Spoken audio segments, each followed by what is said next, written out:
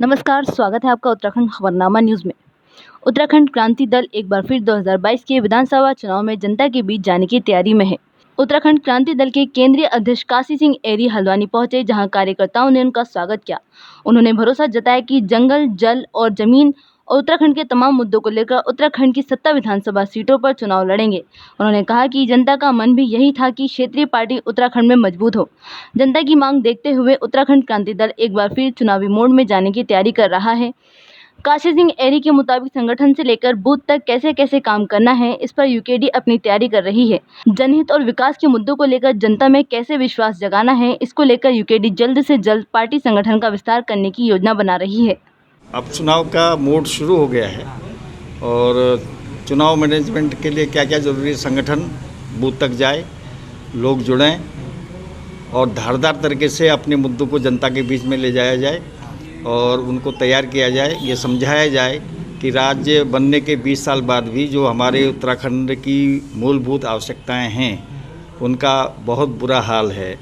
तो 20 साल में अगर ये दोनों सरकारें बारी बारी से शासन करके कुछ नहीं कर पाई हैं तो निश्चित तौर पर इनका समाधान ये राष्ट्रीय दल दिल्ली से आके कोई करने वाला नहीं है। इसलिए अभी एक ही बात है हमारा जनता के बीच में जाके अपील करने का कि जिन लोगों ने राज्य बनाया है, जिन लोगों ने यातनाएं सही हैं, जिन लोगों ने शहादत दी है, उनके दिलो दिमाग में उत्तराखंड का नक्शा है, उत्तराखंड का भविष्य का सपने हैं, उसका रूपरेखा है।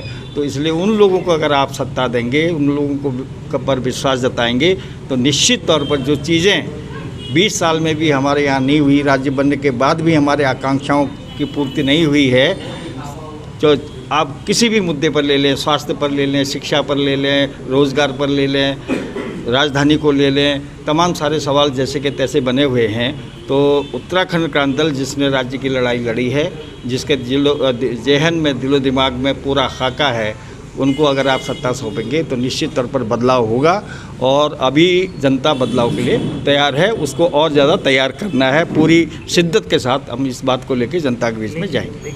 आम आदमी पार्टी भी दिल्ली से आ रही है, वो भी राष्ट्रीय पार्टी है, इसमें तो क्लियर कट कोई ज़्यादा बात करने की ज़रूरत नहीं है।